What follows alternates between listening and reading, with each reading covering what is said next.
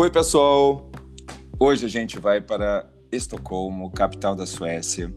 A nossa conversa é com o Luiz Rodrigo Caldas, formado na Federal da Bahia, em Ciência da Computação, e que sempre quis dar o fora do Brasil. Mas o Luiz queria sair pela porta da frente e, principalmente, entrar em outro país também pela porta da frente. Não são poucos os brasileiros, vocês sabem, que saem qualificados do Brasil, mas mesmo assim acabam se submetendo a trabalhos mais simples quando aterrissam em outros países e se acomodam.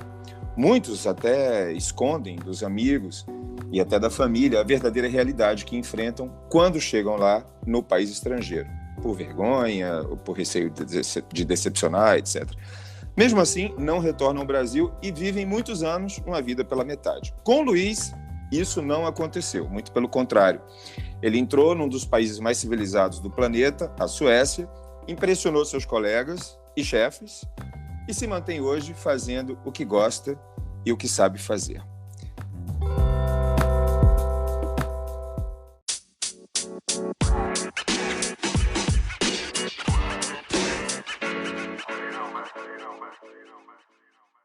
Luiz, exagerei muito? Seja bem-vindo. Muito obrigado, prazer estar aqui. Não exagerou não, mas gostei muito da introdução. Caprichando aqui, falando em porta da frente e tudo mais, né? Essa daí eu vou adotar para minha biografia ou algo assim. Não exagero também. É um prazer estar aqui, bom dia ou boa tarde aqui no caso, e que iniciativa legal demais, é realmente uma honra poder estar aqui conversando contigo. Imagina, eu te agradeço também em ter aceitado o convite, a gente já se falou há algum tempo, né? Mas hoje que deu para rolar isso, né? Sim. Olha só, a primeira pergunta, eu não vou fazer, a gente não vai conversar necessariamente em ordem cronológica, então depois a gente volta. Eu queria saber, desde quando você é cidadão sueco? Tipo assim, conterrâneo de Alfred Nobel. Pois é, desde, se eu não me engano, 2015 ou 2016, já tem um pouco mais que 5 anos, acho. E Então, já como tem foi um esse tempo. processo? Tipo, era uma coisa que você já tinha pensado desde o início?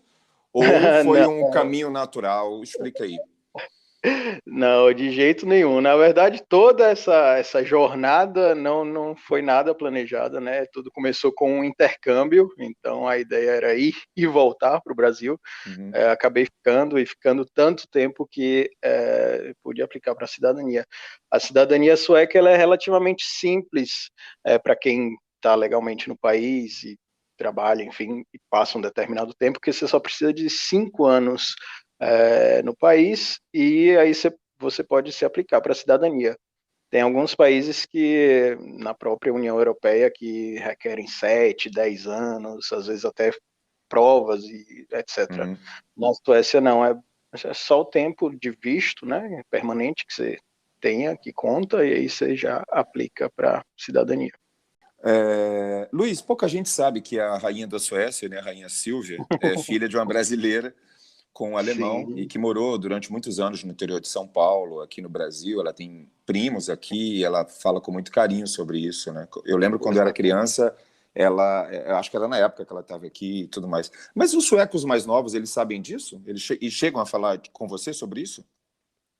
Não, por incrível que pareça, não muito. Eu acho que a maioria, uma boa parte dos suecos sabem, sim, Uhum. principalmente aqueles que são muito interessados no Brasil, né? Já Por conta de moraram, futebol ou moraram? Uhum. ou já moraram, ou já visitaram, sabem, Uhum. mas não sei se. Também o nome dela indica um pouco, Silvia, não chega a ser um nome tipicamente sueco, mas não sei se. Não tenho certeza se Não é é nada conhecido assim a muito, maioria, não. você é brasileiro, terra da Não, nossa rainha, não é definitivamente. isso? Não, definitivamente não.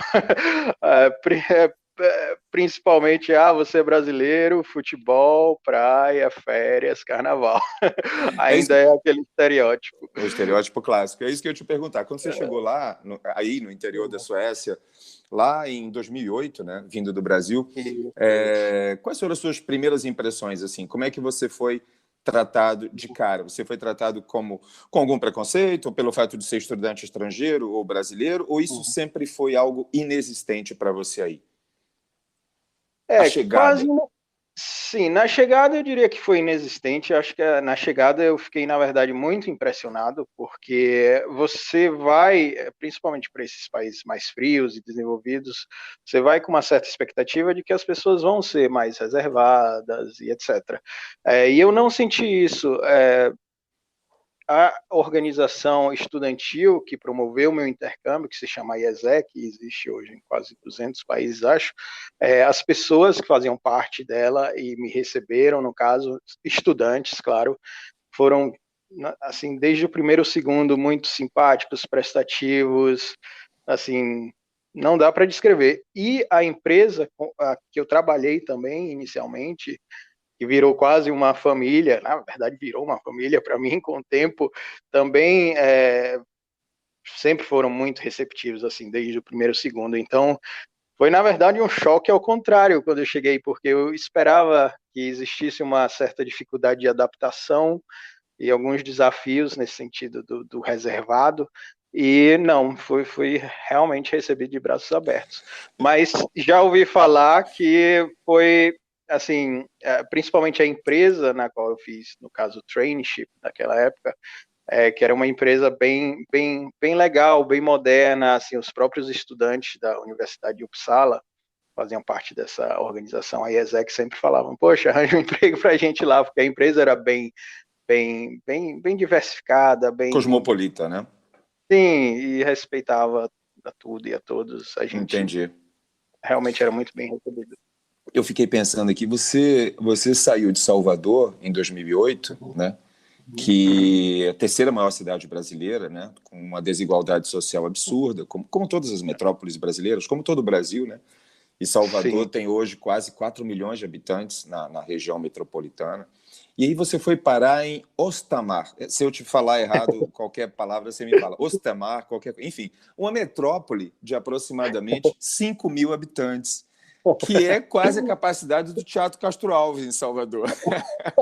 Olha, boa Ai, comparação, exatamente. exagerando um pouco, né? E a Suécia inteira, eu estava pesquisando, a Suécia inteira tem quase a população de 2 cidades de Salvador. Então, E, eu fiquei pensando assim, como foi esse baque, cara? Essa adaptação que você falou aí, os primeiros amigos, a comida, a cultura, o dia a dia. Dá um resuminho sobre isso aí. sim, claro. Eu acho que talvez esse tenha sido o maior desafio logo no início, porque eu não sei, eu tinha 21 anos indo para o intercâmbio, primeira vez fora do país, então tudo era novidade, tudo era muito fascinante. Então não tive, eu diria que eu praticamente não tive dificuldade para se adaptar à comida, ao clima, porque eu via tudo isso com olhares assim, com brilho no olhar, né? Era Claro. tudo novo. Mas a questão da cidade pequena, né, da vila praticamente, Sim. era algo realmente que foi desafiador. E os suecos, diria eu, de interior, de cidades muito pequenas, eles são um pouco mais tímidos, não diria nem reservados, mais tímidos quando a pessoa não fala sueco, né? Apesar de que 99% dos suecos falam inglês assim muito bem, as pessoas de cidades menores, elas acreditam que o inglês delas não é muito bom.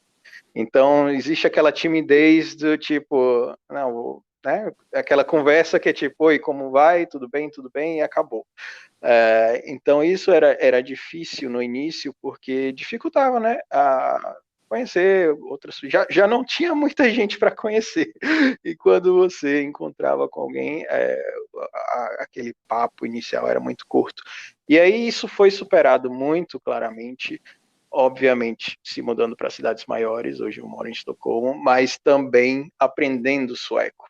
E nesse sentido foi perfeito o fato de eu ter morado numa cidade minúscula no início, porque não é que tenha me forçado, porque eu sempre tive interesse de aprender a língua, mas deu aquele empurrão extra, porque Claro. você percebia que quando você tentava, né, falar, e foi desenvolvendo, né, o fato de conseguir falar o idioma deles, o papo fluía mais facilmente, as pessoas iam perdendo mais dessa vergonha do que Entendi. eu falar inglês. Então, acho que isso foi essencial, aprender a língua e, consequentemente, depois se mudar para cidades maiores, e aí pronto. Foi num crescente, né? Foi num crescente. Mas vamos agora voltar um pouquinho no tempo, tipo, para quem está nos ouvindo entender mais ou menos o processo agora. Antes de acabar a graduação na Federal da Bahia, em Salvador, você foi para a Suécia para um intercâmbio. Aí você ficou lá um tempo, depois voltou para Salvador, acabou a faculdade e retornou à Suécia. Resumindo, foi assim? Exatamente assim. E você ganhou uma bolsa que te garante, quando você foi ainda estudante, você trancou, você foi com uma bolsa de um ano, de quanto tempo mesmo? 1 ano e meio. Okay. Não era bem uma bolsa, era na verdade, como dito, existe essa organização estudantil chamada IESEC, que promove intercâmbios profissionais. Então, você vai fazer o seu intercâmbio e vai fazer um traineeship. Então, você vai para trabalhar na sua área de estudo, né? Eu estudava computação e fui para trabalhar com programação. E aí você tem um salário, como se fosse um salário de estagiário, uma ajuda de custo, ou que seja, né? Algo que é suficiente para você se manter. Okay. Pagar aluguel, pagar energia, enfim, viver na Suécia. Na Suécia, especificamente, é o equivalente ao que um estudante recebe de bolsa do governo para estudar e não precisar trabalhar. Depender de nada. Cobre tudo, inclusive aluguel, alimentação, comprar roupa, tudo? Cobre tudo. Okay. Claro que não dá para ter grandes luxos, mas dá para viver sim. É como se fosse um salário mesmo. Não é aquela bolsa que é só como no Brasil, às vezes as bolsas são para você comprar água. Exatamente. Não, era um salário de estagiário. E um estagiário que consegue viver disso. Entendi. Pois aí foi 1 ano e meio, né, desse intercâmbio, e aí eu retornei, como você disse, e me formei, e continuei trabalhando à distância, inclusive, para a mesma empresa, que eles queriam me contratar. Na Bahia. Eles queriam me contratar, mas não era negociável nem da minha parte, nem da minha família naquela época de abandonar a graduação, nem nada do tipo. Nunca foi intenção. Você estava em plena faculdade ainda? Estava em plena faculdade, faltavam 2 semestres. Ok. Ou seja, isso era o quê? 2010? Por aí? Isso era 2010, exatamente. 2010 eu passei no Brasil. E aí você voltou para a Suécia. E como foi o retorno? Como foi o chamamento e a negociação e o tchau para a família e a sua volta para a Suécia em definitiva, no caso? Foi uma novela na prática, mas foi muito bom. Não, bem, aí eu me formei e aí aquela coisa de que eu acho que toda pessoa formada vive, né? O que será da minha vida, o que eu vou fazer, qual emprego vou arranjar. Mas, como dito, eu trabalhava à distância para eles ainda, o que era possível de trabalhar, porque eu estava escrevendo monografia, etc. E eles sempre me mantiveram assim, né, de stand-by, de que nós temos interesse que você continue trabalhando com a gente e, eventualmente, retorne. Então, quando eu me formei... A gente não esqueceu de você. A gente não esqueceu de você. E, então, quando eu me formei, aí tivemos uma conversa, olha, agora eu preciso dar um rumo à minha vida, né? Não sei se eu volto para isso, se eu fico aqui, procuro um emprego. Eu até cheguei a trabalhar 3 meses numa outra empresa em Salvador, mas aí eles me falaram, não, arruma suas malas, vem para cá. Eita! E aí eu saí do emprego que tinha lá em Salvador, já tinha acabado a graduação. A família, eu acho que de certa forma esperava, porque assim a gente manteve contato nesse tempo, né? Eu e a empresa, e eles sabiam que eu gostei muito de morar na Suécia e tudo mais. Eu acho que não foi um choque tão grande quando eu fui da primeira vez. Era um interesse mútuo, né? Seu, mas você sabia que eles tinham interesse em você e eles sabiam que você tinha interesse neles. Exatamente. E aí voltei para lá em 2011 e lá estou até 2020, até agora, né? 2021. Vai fazer 10 anos Ou está fazendo 10 anos que você voltou em definitivo, na verdade. Exatamente, E exatamente. quando eles te ligavam, você percebia qual o perfil que eles buscavam, o que é que eles gostavam mais em você? Se era o, a sua formação, o seu interesse em trabalhar na empresa? Tipo assim, qual era o perfil que eles buscavam? Por que eles se interessaram tanto pelo seu perfil? Você sabe disso? Uhum. Sei, ou melhor, tenho minhas desconfianças. Sim, Não, eu acho que assim, meu perfil se encaixava muito bem ao que a empresa necessitava. Existe uma demanda muito grande. Hoje em dia, acho que praticamente em qualquer lugar do mundo, né? Por profissionais de tecnologia. claro. Naquela época, na Suécia especificamente, eu acho que no Brasil não estava ainda lá nessa fase, o que hoje está, né?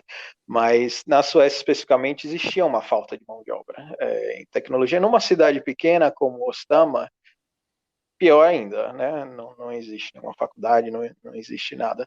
Então, acho que essa questão era assim chave e o fato deles terem gostado do que eu produzi, do meu perfil também em termos mais, diria que quase habilidades sociais. Eu Uhum. acho que nisso a gente se destaca, assim, nós brasileiros, Brasileiros. assim, Uhum. sem querer generalizar, mas talvez Claro, a maioria eu de entendo. nós temos essa raiz latina de De mais socialização mesmo, social, mais sem cair no é, estereótipo, mas é a socialização mesmo. exatamente. Então, eu acho que isso também me destacou muito na empresa, tanto que eu comecei como programador, mas eu sempre tive interesse de trabalhar mais em áreas mais gerenciais, de mais liderança, e me encaixei muito bem nisso, porque a maioria dos programadores lá da empresa gostavam mesmo de sentar ali no cantinho, programar, né, no seu computador mesmo. Eu gostava, mas eu me interessava muito mais pelo, pelo, pelo negócio, né, pelas pessoas, de entender tudo em volta, né, dos clientes, por exemplo. Então, acabou que Do eu contexto, né? sim, passei de programador no início, né, na primeira ida, para depois mais líder de equipe, etc. E eu acho que muito por conta disso, sabe, dessa facilidade social, né, de conversar com todo mundo, basicamente. Você lembra quanto, não quanto você ganhava, mas quantas vezes era a mais o seu salário quando você voltou para trabalhar do que era o que você recebia quando estagiário? E o que se abriu à sua frente quando você viu, oba, agora eu vou ganhar tanto, vou poder fazer isso, isso, isso. Ah, meu Era um Deus. salto muito grande? Esse dia foi inesquecível. Eu lembro exatamente as cifras, então era 3 vezes mais. E foi realmente assim uma, um dia muito bom, porque, como dito, aquela o salário inicial de estagiário era o que um estudante recebe na Suécia, dá para ter uma vida de estudante. Então, Sim, de repente, você ganha 3 vezes mais, claro, e aí, né, nossa, quais viagens que eu vou fazer, isso. o que, que eu vou comprar. Não, é um salto bem grande. Não, eu imagino, cara. E você tem planos com isso? Quer dizer, passados esses anos todos agora, você tem planos de ficar para sempre aí? Como é que funciona a sua cabeça? Ou não dá para fazer planos? Quer dizer, hoje é hoje, eu vou ficar aqui, ou você traça metas, como eu quero estar daqui a 5 anos e a Suécia continua no radar? Como é que funciona isso na sua cabeça? Essa é uma pergunta muito interessante, porque eu ouvi essa pergunta ao longo desses 13 anos milhares de vezes. Desculpa Tanto por fazer de novo. Não, imagina, é uma curiosidade natural, E é uma tanto pergunta das pessoas difícil, que eu conheço, geralmente. Desculpa te interromper, mas é uma sim, pergunta sim, difícil. Qualquer pessoa que faça essa pergunta para ela mesma, ela dá um tranco, aham. né? Porque é como se você Sim, brincasse um sim, pouco de bola de cristal. Tipo, como é que você pensa a sua vida daqui a 5 anos? E daqui a 10? E daqui a 20? Dá meio exatamente. medinho, né? É por isso, eu acho. Sim, sim, sim. A minha resposta padrão sempre foi: para sempre é muito tempo, porque, assim, continuo achando isso, para sempre até o fim da sua vida, tudo pode acontecer, né? Uhum. Então, naquela época, eu ainda assim cogitava, né? Principalmente no início para meio, né, desses últimos 10, 13 anos, eu sempre cogitei, será que eu volto para o Brasil em algum momento, ou vou para um outro país, né, diferente, mas hoje em dia, eu já tenho 35 anos e uma vida bastante organizada, né, em termos de círculos sociais, em trabalho, etc., eu já vejo com mais dificuldade. Para o Brasil, muito improvável. Infelizmente, nosso país não vai de bom a melhor. Para um outro país, talvez, não fecharia portas.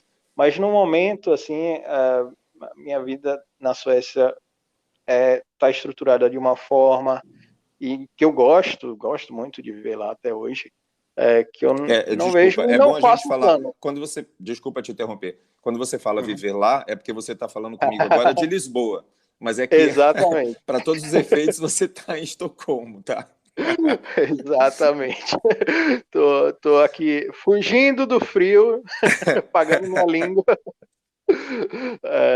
mas estou em Lisboa no momento, exatamente. Hoje, Mas só para responder, questão de 5, 10 anos, fazer planejamento, hoje em dia não. Eu fazia quando eu era mais jovem, hoje em dia não. Depois dessa pandemia, ou ainda estamos na pandemia principalmente, acho que é um dia de cada vez e um ano de cada vez. E a gente vamos vai ver, deixa a aprendendo vida que surpreender. a gente vai aprendendo. Bom, tem a pandemia que é um assunto incontornável, a gente sempre põe ela na roda porque ela deu um tranco em muita gente. Mas se não houvesse a pandemia, mesmo assim, você com a idade, com o tempo Sim, passando, você percebe que você não tem controle de nada, né? nada, Nada está sob exatamente. controle, ponto final. E essa história de ficar projetando o que eu vou fazer daqui a 2 anos, 2 meses, 2 semanas ou 20 anos, é uma Uhum. grande bobagem. Você pode ter uma lista de coisas, de vontades, você pode ter planos, obviamente, mas fechar aquele plano como uma coisa matemática de que tem que acontecer daquele jeito é chamar a decepção para a mesa, né? Exatamente. E eu E a acredito que frustração. as melhores coisas da vida acabam acontecendo sem planejar. É como você disse, você pode até ter a vontade. Eu sempre tive muita vontade de fazer intercâmbio, morar fora, então eu batalhei e corri atrás disso. Mas eu acho que naquele iniciozinho ali eu não imaginava que 13 anos depois eu ainda estaria Claro. na Suécia, por exemplo. Sim, se te perguntassem lá para um estagiário lá na Universidade Federal de Salvador, o que você vai querer estar fazendo daqui a 10 anos? Ah, não, eu vou estar em Estocolmo, trabalhando como gerente de projetos de TI numa empresa de tratamento e armazenamento de resíduos nucleares. Não é? Ainda mais isso, nunca sonharia. Você não desarma bombas atômicas, sim ou não? Não. Ok, beleza. Então fala um pouco do teu trabalho hoje, Luiz. Você trabalha numa empresa chamada Svafo, é isso? Exatamente, trabalho numa empresa chamada Sfafo, que é parte de uma corporação chamada Vattenfall, que é uma das maiores companhias de energia elétrica da Europa. Ok. Se não me engano, talvez seja a maior da Suécia. É, e, mas a Sfafo tem como missão tratar e condicionar os resíduos nucleares produzidos ao longo da história das pesquisas suecas nessa área. Ok. Além de também atuar na desativação de algumas instalações nucleares. Hoje a gente Antigas. trabalha antigas e não tão antigas assim. Hoje, como a gente tem um conhecimento e uma expertise muito grande justamente nessa área de desativação de instalações nucleares, nós temos alguns clientes externos hoje, que são usinas nucleares grandes mesmo, que foram desativadas recentemente. Foi essa empresa que, ou foi uma anterior, não sei, que a confiança do dono da empresa foi tão grande que ele deixou o filho dele vir para a Bahia? Foi essa empresa?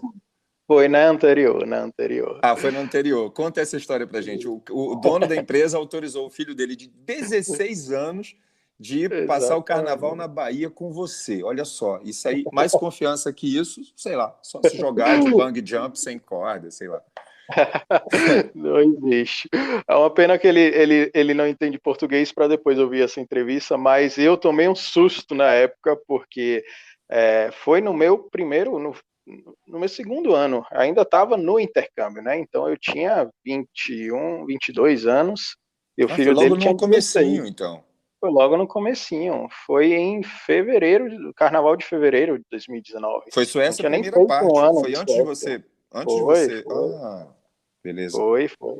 Então, assim, já tinha um tempo na empresa, mas ainda era 10 meses. Então, achei uma confiança, assim, enorme. Quando eu ia passar férias no Brasil, né, no caso, no início de 2019, e aí ele me abordou e perguntou, olha, estava pensando em mandar meu filho com você. Acho que vai ser bom para ampliar a visão de mundo dele e ver outras coisas. Eu pensei, nossa, E a responsabilidade, né? é responsabilidade, 16 anos, eu nem sabia, nossa, será que ele pode viajar comigo, que é menor de idade? Aí fui procurar saber como é que faz na embaixada, e etc, etc. E deu tudo certo. Deu tudo certo, ele se apaixonou, assim, pela Bahia, por Salvador, pelo carnaval, obviamente. É, acho que foi aí que o antigo dono dessa empresa, juntamente com a família deles, é o que eu chamo de minha família sueca. Acho que foi a partir daí que a gente também se conectou bastante. Foi uma experiência muito legal. E você tem amigos suecos? Tipo, porque geralmente o clássico estrangeiro, não só brasileiro, mas que vai para outro Uhum, país, mesmo morando muitos anos, uhum. você deve saber disso muito bem. Sim, sim, sim, O sim. círculo de amizades é muito focado com outros estrangeiros que estão lá na mesma situação. Então, pelo próprio tipo de vida, pela origem distante, pela família distante, aquilo se junta. Mas quem é nativo mesmo, quem é daquele país, não cria mais dificuldades até para você entrar naquele círculo do país. Isso aconteceu com você? Você tem amigos suecos e estrangeiros normalmente hoje? Ou como é que é isso? Então, como eu disse, no iniciozinho, de- houve esses desafios, né? Quanto à língua, cidade pequena, e exatamente como você fala, as pessoas de um determinado local, elas praticamente têm uma bolha, né? Porque elas cresceram ali, tiveram infância juntos, foram para a mesma escola, estudaram juntos na faculdade. Então, para você entrar numa bolha dessa, eu acho que isso não é exclusividade de países mais reservados. Acho que em qualquer lugar acaba sendo mais ou menos assim.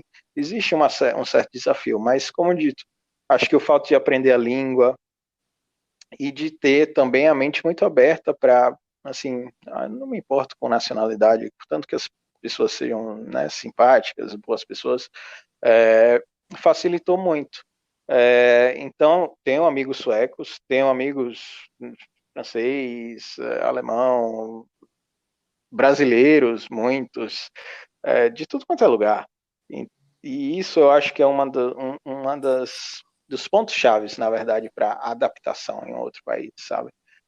Você não se limitar, respeito totalmente quem tem uma certa preferência, às vezes, de se limitar, de se sentir mais à vontade, né? Como se disse, alguns brasileiros que acabam se socializando muito com outros brasileiros em situação semelhante, ou Também outros tem isso. imigrantes. Respeito, acho que cada um tem seu perfil, né? Cada um tem seu tipo de Sem dúvida. personalidade. Mas no meu caso foi muito importante ter esse mix, né? Eu tenho meus amigos brasileiros que eu posso, sei lá, jogar buraco e comer coxinha, né? Fazer pão de queijo, tomar guaraná. Exatamente. Tem os amigos internacionais, que aí a gente já não fala sueco, tá todo mundo ali junto, misturado, falando inglês, cada um tem uma situação, uma história de vida. Tem os amigos suecos, e aí né, você já aproveita para se adaptar e aprender mais da cultura. E com o tempo, né, você já começa até a se sentir parte dessa cultura. Alguns amigos suecos meus brincam que eu sou mais suecos do que eles, porque eu conheço músicas clássicas suecas e a letra que nem todo mundo sabe, mas é que eu sou muito Legal. interessado. né, em aprender, em absorver isso, sempre fui. Isso é muito pessoal mesmo. Então você buscou isso, eu acho legal. E como é que Sim. Portugal entrou na sua história, Luiz? Como é que ela, aliás, como Portugal entra nessa história? Dá uma geral para a gente de que toda aquela agonia sua lá atrás, quando você, e Uhum. até hoje, né, que é a agonia de ficar distante da sua família e tudo mais, aquilo como que quase, não foi um passe de mágica, foi um planejamento, mas deu uma resolvida, ou uma grande resolvida, quando eles resolveram morar em Portugal, né? Sim, com certeza. Pois é, como dito, né, foi sempre um desafio, assim, estar longe da família. Quando meus pais começaram a se aproximar da aposentadoria, e pensar, né, o que fazer, né, nessa nova fase de vida, eles, né, sempre tiveram em mente de que, eu acho que a maioria das pessoas também pensam da mesma forma, que você quer finalmente descansar, ter uma qualidade de vida legal e etc. E, assim, eu diria principalmente que a gente se sentia um pouco inseguro com o Brasil, né? O Brasil tem coisas maravilhosas, fantásticas, mas infelizmente essa insegurança no país é uma coisa que realmente afetava assim a nossa família. É, então, Quando você fala em segurança, você está falando em que aspecto? Nos dois? Ou na insegurança de segurança pública, segurança física, ou na instabilidade econômica, política? nesse caso, mais segurança pública mesmo, segurança física, né? Aquela coisa do você, né, sair à noite preocupado com quem que Ok, está perto do seu carro e etc. ok. É, então, nesse caso específico, sim. Então, foi natural, assim, procurar, poxa, qual o lugar que, né, poderia oferecer uma qualidade de vida melhor, principalmente em termos de segurança, que uma coisa vai conectando com a outra, né? Portugal, a língua é português, está mais próximo de mim, da Suécia, e pronto. Eles estabeleceram isso como meta para quando se aposentassem. Requer um planejamento de um tempo, o processo de visto e tudo mais é bem burocráticozinho, é bem chatinho, mas pronto, com o planejamento certinho, depois que eles se aposentaram, se mudaram para Portugal e cá estamos nós. E eles já foram te ver em Estocolmo? Não desde que vieram para Portugal, porque eles vieram e pouquíssimos meses Você depois foi começou para a lá? pandemia. Ok, entendi. Sim, sim, sim. Mas já foram outras vezes, quando eles ainda moravam no Brasil. Já foram, sim. E tem sua irmã também, que está em Évora, não é isso? Sim, exatamente. Outra peça do quebra-cabeça que encaixou direitinho, ela conseguiu ser Rapaz, aprovada. Sim. Ela conseguiu ser aprovada no mestrado na Universidade de Évora, em arquitetura, e pronto. O filho já quando estava tem na Suécia, Quando tem que dar certo, dá mesmo, né? Você falou que está em seus casa. pais chegaram aí poucos meses antes da pandemia começar, né? Sim, sim. Olha só Pouquíssimo. que encaixe de coisas, né? Isso é mais do que um cubo mágico, a parte amarela do cubo Não, mágico. nossa, demais. A gente nunca, né? A gente nunca sonhava com uma pandemia, é claro, mas também nunca sonhava que, né? Fôssemos estar. Eu vim para cá, para Portugal, no meio da pandemia, para ficar mais próximo e etc. Nunca imaginávamos que estaríamos os quatro novamente reunidos Sim, em do outro Portugal, né? lado do Atlântico, Do outro lado do Atlântico. Pois é. perto dos ursos polares, etc. No caso, você. Sim, sim, sim. Luizão, olha só, estamos já nos encaminhando para acabar essa nossa conversa, também para as pessoas não começarem a achar que está longa demais, mas eu tenho uma pergunta meio boba, uma curiosidade. Quando Aham. você era um pouco mais jovem, ainda adolescente, por exemplo, pré-adolescente, ou até criança mesmo, Sim. certamente você era um cara que estudava muito, que lia muito, que se interessava Uhum. por um monte de coisas e tudo mais. E no Brasil, isso é o bastante para ser taxado de nerd, né? De diferentão, tá. Enfim, você se importava com isso? Isso era um bullying para você ou era um elogio? Ou isso não significava nada? Era somente uma denominação boba, que não te definia, Uhum. que não te Uhum. reduzia, que você sempre foi muito mais do que isso?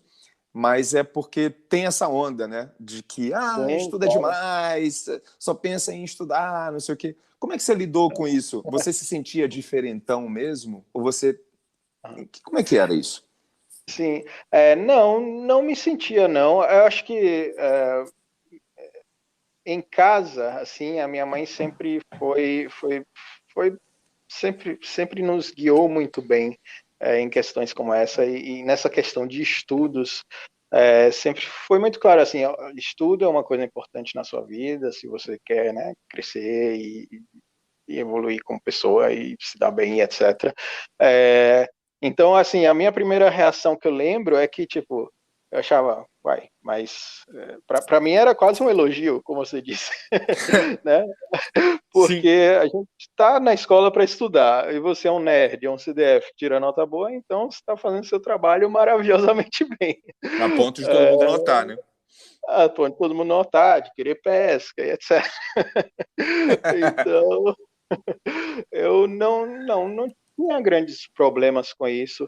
É claro que, assim, com o passar do tempo e com à medida que você vai envelhecendo, acho que principalmente no segundo grau, né, quando você está entrando ali na adolescência, você também vai desenvolvendo habilidades. Eu acho que, eu espero que, que eu tenha sido um CDF ou um nerd relativamente social, né? Principalmente com os meus amigos da época. Acho que a Alessa vai concordar comigo. Que estão nos ouvindo agora. Depois, Não, ele está mentindo. Cartas ele para está redação. Gente, mentindo. manda um direct para mim. O Luiz, na adolescência, era sociável ou era super antipático? Pronto, a Não pergunta está é? Pois lançada. é. Vamos ouvir depois. Mas acho que nessa época é que você percebe também que, bem, além dos estudos, das notas, das matérias, tem todo. Na escola você aprende muita coisa, né? Não é só a matemática, a biologia, etc. Vem todo o contexto social, todas as. No caso do nosso colégio, tinha gincanas e competições de esporte, etc, etc. E eu acho que isso é muito importante para a vida, como depois, né? Um Não é pacote, só né? um pacote, é um pacote. Eu acho que você percebe isso na sua adolescência. É, então, não, nunca vivenciei com bullying, apesar de que algumas pessoas, claro, tentam e levam para esse viés, mas acho que quando você não leva, né, a Não sério, compra, né? Não, não não veste a compra. carapuça, como diz outro. Sim, sim, sim. Com certeza. Aí eu tinha muito claro para mim que, tipo, bem, estamos aqui para estudar e é isso daqui que vai me levar algum dia para algum lugar. E esse E algum lugar aí, foi a Suécia. e aí tá você, meu amigo. Pois é, Maneiro, Luiz, maneiro, muito bom. Parabéns, viu? Parabéns por todas as suas conquistas e vamos que vamos, né? Bora que vamos. com certeza, com certeza. Muito obrigado. Você quer se despedir? Deixar aquela mensagem de autoajuda? Se quiser, eu boto até uma musiquinha, uma mensagem de incentivo. Você, meu amigo, você, minha amiga, que está pensando o que vai ser o seu amanhã. Aquela mensagem ultra cafona aos jovens. Olha E, só. não, e agora eu vou falar até uma coisa. E aos não tão jovens assim, né? Que pensam em dar essa virada. Porque eu acho que atualmente a gente está vivendo numa época em que, quer dizer, a gente não está vivendo mais numa época em que arriscar era somente algo para os super jovens, né? Arriscar é possível em Claro, qualquer fase da vida. Quando eu falo arriscar, é assim, com tentar o novo, certeza, né? com É, certeza. então, enfim, o que é que você diz do alto da sua experiência hoje, até agora, Uhum. né? Porque você tem muita coisa pela frente, para as pessoas que estão naquela dúvida: saio do meu bairro, saio da minha casa, saio do meu país, saio do planeta. Não, com certeza. E olha, muitas pessoas me contactam, às vezes, perguntando, não, como é que você Imaginei foi para isso. aí, né? Acho que, infelizmente, também tem muitas pessoas insatisfeitas com o Brasil e etc. Mas eu diria assim, independente de situação de país A ou B, e etc., eu acho que, principalmente para quem é jovem, ainda está estudando, né, estude mesmo, né, valorize a questão dos estudos, da ciência, né, existe um debate muito grande hoje em dia, acho que isso é aquela clichê, né, conhecimento ninguém te tira, então é um dos melhores investimentos que eu acho que qualquer pessoa pode fazer na vida, e para, né, independentemente de idade, essa questão do sair da zona do conforto, é algo que é realmente muito, muito engrandecedor, te ajuda assim a desenvolver como pessoa bastante, né? Você conseguir manter ou abrir a sua visão de mundo para outras culturas, outras línguas, outras comidas. Nossa, para tanta coisa que existe aí mundo afora, né? Fora do seu bairro, fora da sua cidade. Não precisa ser, né, num país diferente, pode ser numa cidade diferente, num estado diferente, num emprego diferente. Mas acho que ter essa, essa vontade, ou ter bem claro que você não tem essa vontade, do jeito que está, para mim está bom, eu estou feliz e satisfeito. Isso é importante também. Claro, com Você não certeza. tem que fazer necessariamente alguma coisa para Você mudar, né? Você tem só que pensar. Exatamente, você não tem que fazer, mas se você tem a vontade de fazer, arrisque, né? E nunca é tarde, nunca é tarde. Meus pais têm mais de 60 anos e saíram do país, né? Sem conhecer ninguém, basicamente. Não sabe Aqui ainda em para que lado Portugal. fica a padaria. É Exatamente. super legal, né? Você começar de novo, tipo, onde é que eu vou comprar leite? Ah, não sei, amor. Não sei se é para lá ou para cá. É tudo Exatamente. novo, cara. É tudo novo. E até quando a língua é igual aqui com o português de Portugal, É tem umas nova. coisas que, que a gente não entende. Enfim, então, assim, acho que não tem idade também, basta ter vontade, no fim das contas. E pronto. Se jogar de Excelente. cabeça. Excelente. Muito bom, muito bom. Luiz, muito obrigado, viu? Você é uma parte muito boa do Brasil. Você nos representa bem aí na Suécia. Caraca! Rapaz, eu esqueci de falar. Não, a gente não pode terminar isso sem falar do seu super certificado de Scrum Master. Peraí. Atenção, gente, para tudo. Me explica o que é isso, essa palavra. Na verdade, seria um coach, né? Mas coach virou uma palavra meio ridícula, né? Ficou muito zoada, ficou muito falada. Mas o Scrum Master, o que significa isso? É tipo assim, o pica das galáxias do mundo corporativo hoje em dia. Não é para tanto. Scrum, na verdade, é uma metodologia ágil, como se chama. Nossa, e aí eu poderia falar 1 hora aqui, mas vou tentar encurtar bastante. Scrum é uma metodologia ágil. Scrum Master podemos dizer assim, que é uma pessoa que lidera um time para viver e trabalhar, né, e produzir de acordo com esses princípios ágeis, né, de um projeto que seja super adaptável a mudanças, né? Nós estamos em 2021, então hoje em dia não se encaixa tanto mais algumas metodologias que eram mais burocráticas, quadradas, talvez. Claro que existem situações, mas hoje a gente vive num mundo muito mais dinâmico, muito mais adaptável, muito mais que muda constantemente, muito rápido na área de tecnologia. Então, você fecha o olho e abre e já tem um celular novo, né? Uma coisa nova assim todo dia. Então, o Scrum Master lidera esse tipo de time, né? Não sei se lidera, talvez seja a palavra mais apropriada, porque ele segue muito aquele talvez um tipo de princípio do servant leadership, né? Aquela liderança mais servil, né? Somos todos aqui uma equipe, somos todos iguais. Ele puxa, mas ele também vai segurando as pontas, né? Claro, com certeza, com muita participação. Então ele não é um chefe, não é nada desse tipo. Eu tenho, né, certificação como Scrum Master, eu trabalho lá na minha empresa como gerente de projetos de TI e Agile Coach. Infelizmente no Brasil acho que eu vou começar a usar o termo especialista ágil. Vou achar que você é treinador de agility, aquele treinamento de cachorro. Pois é, capaz. Mas é algo que eu gosto bastante, assim, hoje eu sou Agile Coach lá na empresa, não só para times de TI, como times da área nuclear mesmo, que são compostos por radiofísicos, químicos, engenheiros ambientais. Então isso é muito legal de poder estar aplicando isso fora do mundo de TI, porque ele é de início, né, as metodologias ágeis em geral tem o berço na TI, lá pelo início dos anos 2000, mas hoje em dia já são adotadas em organizações, assim, independentemente da área de tecnologia, né? Sempre com uma presença muito forte da área de tecnologia, mas em setores diversos. Mas essa sua atuação de metodologias ágeis é paralela ao que você faz na sua empresa ou é dentro do escopo do teu trabalho?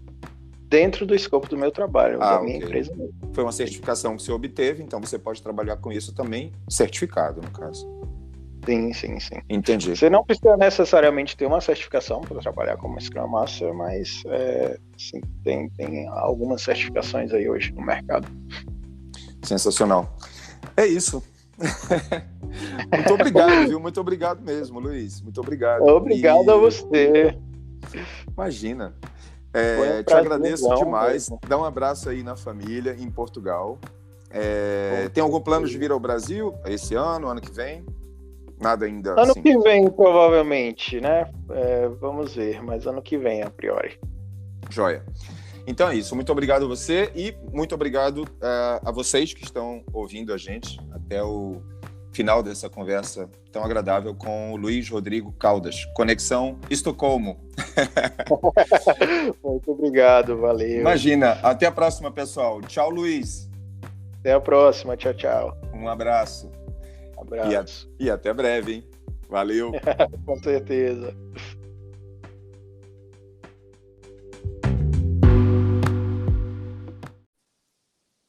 Fala, pessoal.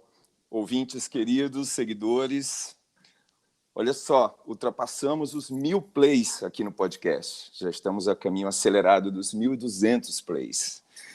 Isso significa que por mais de 1.000 vezes você e muitas outras pessoas até agora ouviram nossas conversas despretensiosas, se informaram e se divertiram com elas, assim espero. Então, mais uma vez, eu agradeço a você que tem ciência e o interesse de nos ouvir. Um episódio novo, uma conversa nova, um assunto novo a cada poucos dias.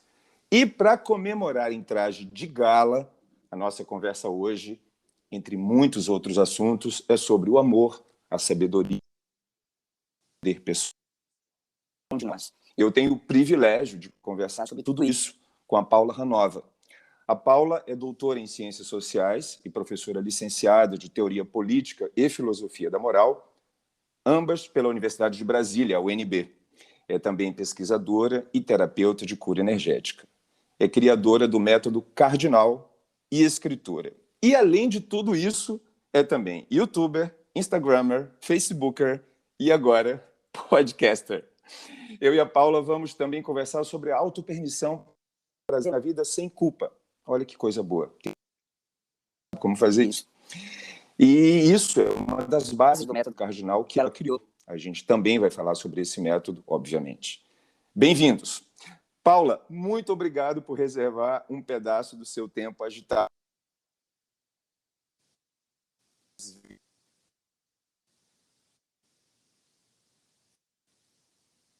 Cursos.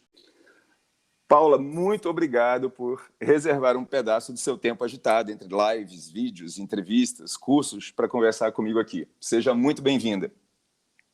Eu que agradeço, estou muito feliz de estar aqui, muito honrada. Imagina, honrado estou eu. Obrigado mesmo.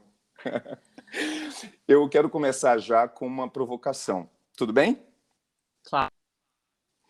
Olha só, o termo autoajuda, Paula, é consagrado no Brasil como um termo comum, feito para, abre aspas, pessoas um pouco perdidas na vida, sem capacidade de pensar por elas mesmas e que precisam de uma muleta para conseguir sair de seus problemas e ter uma vida melhor. O que você diz para quem nos ouve agora de que essa nossa conversa não será uma conversa de autoajuda e sendo ao mesmo tempo, no sentido de que o método que você criou nos ajuda a repensar o que estamos fazendo para sermos melhores e para nos sentirmos melhor? Eu acho maravilhosa a pergunta, né? A sua provocação. E realmente existe muito preconceito, né, com o termo autoajuda, porque ele significa admitir a sua vulnerabilidade, né? Sim. E todo ser humano tem dores. Então eu considero uma defesa do ego esse imaginário que se ao redor da autoajuda, que na verdade é uma tentativa de negar a sua dor, negar a sua vulnerabilidade e poder, né? Perfeito. Sou frágil. Então, assim, eu acredito que o conhecimento é muito mais bem visto, né? Mas a gente se conhece para se ajudar a sair do que está trazendo problema para nossa vida, né? Então, realmente, palavras acabam ficando carregadas de preconceitos, de julgamentos, de defesa, principalmente. Eu acho que a desqualificação do termo autoajuda é uma autodefesa, a tentativa do ego de ser poderoso em áreas que nós não somos. Exatamente. Né? E autoconhecimento é muito mais visto e ele é necessário para a autoajuda. Ninguém consegue... E no fundo, toda ajuda é autoajuda, porque ninguém vai conseguir te ajudar se você não quiser ser ajudada ou ajudado. Então, muita gente, às vezes, usa isso até como muleta, né? Eu vou pedir ajuda, eu vou para terapia, eu vou tomar remédio, como se a ajuda, a terapia e o resto do mundo externo fossem resolver o seu problema. E não é. Aquilo é só um instrumento para você se ajudar. Então, acho que a gente podia ressignificar esse ajuda. Mas eu sei que tem muito preconceito mesmo. Livrá-lo dessa pecha, né? E engraçado que faz muito pouco tempo, eu não sei assim, 1, 2, 3 anos, que ficou famosinha aquela frase assim, eu vou te ajudar a te ajudar, né? Que é exatamente isso que você falou agora. Porque ninguém ajuda ninguém, né? Quer dizer, na verdade, você abre um pouco, você dá um pouco de luz para a pessoa se ajudar, né? Que é a única pessoa responsável por fazer o bem para ela mesma, né? Exatamente. A ideia de ajuda ela é muito associada a poder, na minha visão, né? Porque você tem o poder de se ajudar, o outro não tem poder nenhum de te ajudar, mas às vezes ele acha que tem. Eu sempre falo para as pessoas nos meus cursos, porque eu dou formação, né? No método Cardinal. Não existe ajuda imposta. Você vê a olhada, não é seu papel chegar e falar, ô fulano, você tá mal, você tá deprê, deixa eu te ajudar aí. Para adultos, né? Crianças a gente tem obrigação, mas com adulto, principalmente no nível emocional, a pessoa precisa pedir, porque se você vai lá e impor a pessoa pode até se ofender. Às vezes nem no nível emocional, a pessoa tá lá com a... Eu, por exemplo, tive uma época que eu tava com a pele super destruída, assim, tava com problema de pele horrível. E aí uma esteticista me ligou, suas amigas disseram que sua pele tá horrível, deixa eu te ajudar. Gente, eu fiquei com tanta raiva, porque eu falei, meu Deus, não é seu papel fazer isso. Na hora que se eu quiser a sua ajuda, eu vou te procurar, mas agora que eu não vou te procurar mesmo, porque eu quero uma esteticista mais sensível, entendeu? Entendi, sim, fantástico isso. É um bom exemplo. Você costuma dizer, Paula, que ser adulto é o equilíbrio entre o dar e o receber, né? E quando essa equação fica muito desequilibrada, o caminhar da gente na vida fica muito mais difícil, né? Você dá demais, você meio que paternaliza as pessoas, né? Você protege demais, transforma as pessoas em crianças e tudo mais. Tem como você desenvolver um pouquinho para quem está nos ouvindo? Tem alguma receita mágica? É óbvio que não. Esse equilíbrio tão buscado por todo mundo?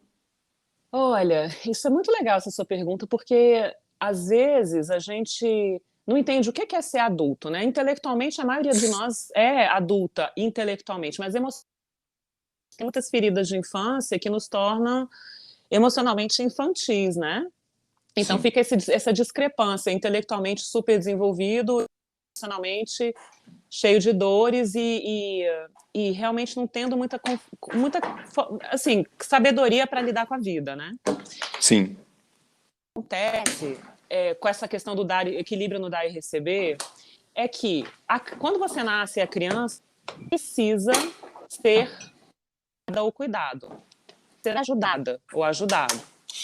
Okay. A criança não consegue se alimentar sozinha, ela não tem recursos próprios, ela precisa ser cuidada.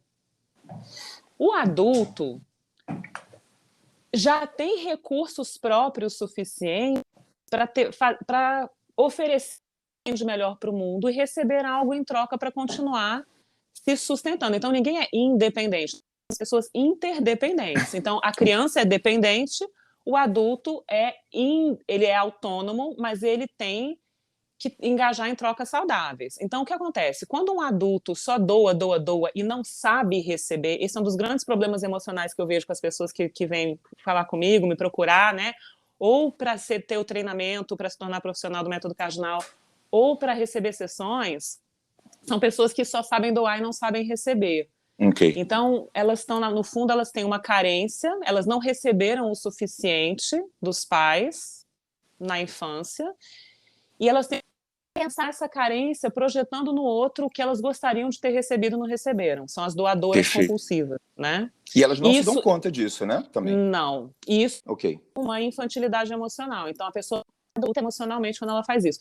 E o pessoal sabe receber, que não quer doar nada, que só suga, suga, suga, suga, o pessoal chama de vampiro energético, gente que não consegue se sustentar financeiramente, que depende dos pais até hoje, ou de algum membro da família. Eu já vi muitos irmãos sustentando irmãos colapsados e tal. Ok. Quem só sabe receber está um pouco mais da verdade da criança carente. É mais literal. Eu não recebi quando eu era criança, eu queria, né? Às vezes recebeu muita coisa material, recebeu muita coisa material, não recebeu atenção. Então me dá agora. Então é mais próximo da ferida da infância aquele que só suga, que só quer receber. O que só quer doar está com 2 camadas de inconsciência.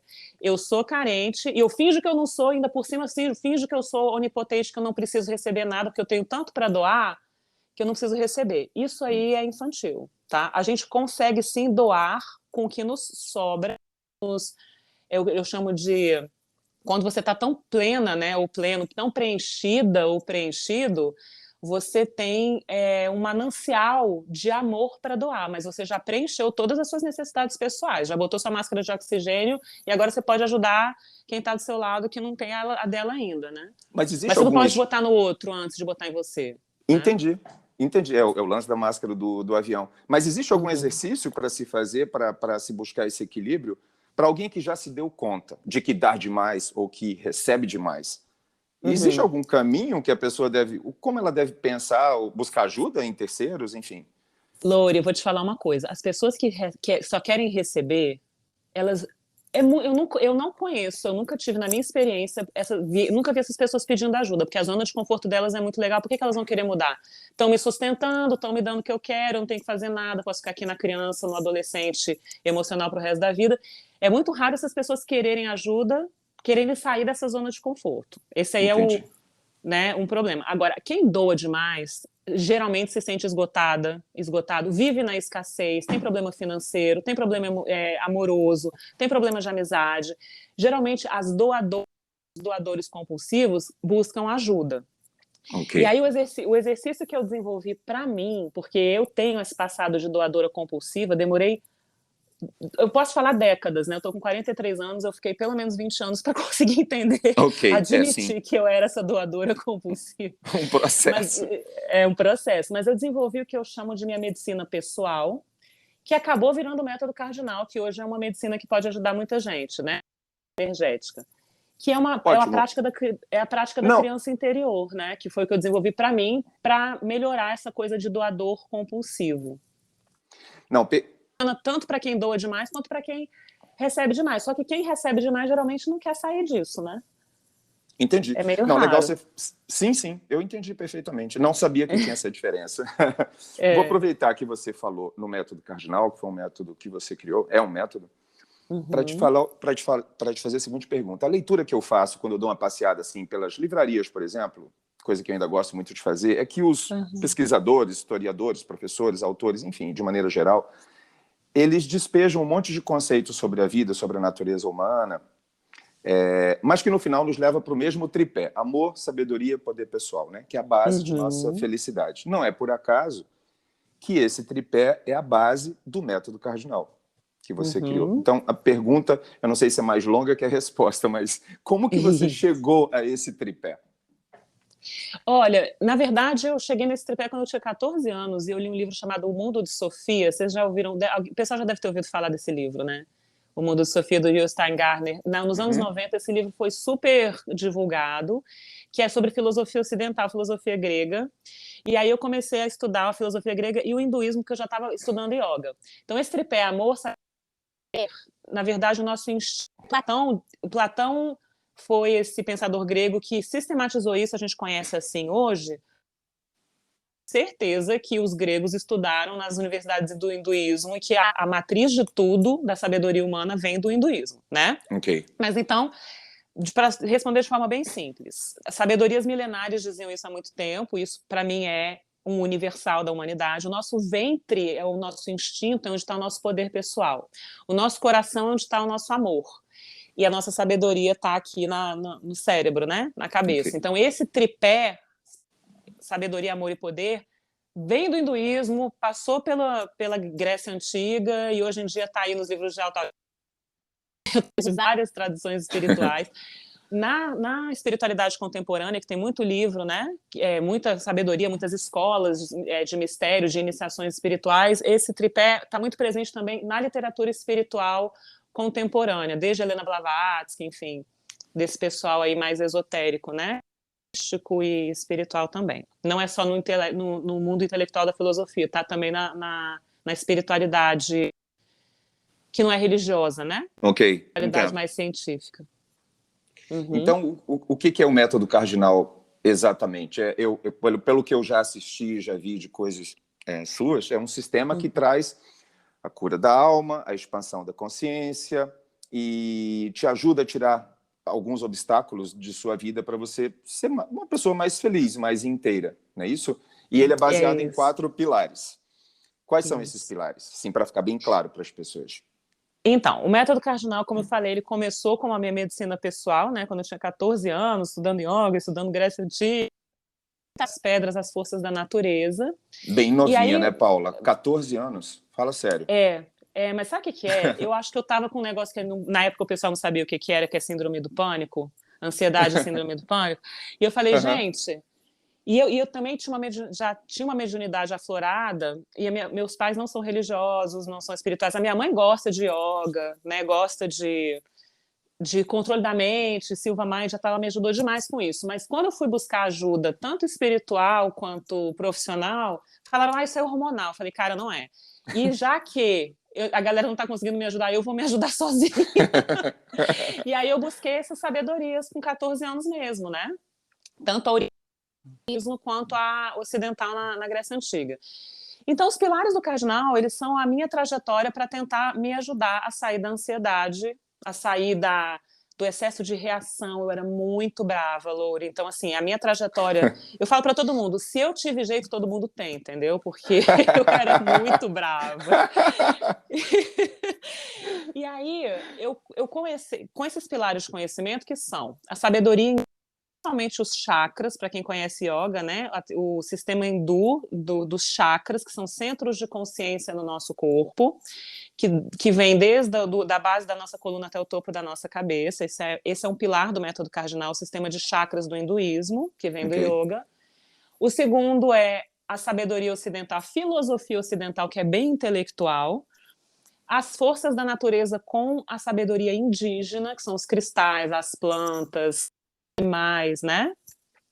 E a constelação familiar, que é o último pilar, que foi o sistema que eu conheci mais tarde na minha vida. Eu conheci a constelação quando eu tinha quase 30 anos, entre 20 uns 28, assim, na minha revolução de Saturno, para quem gosta de astrologia, né?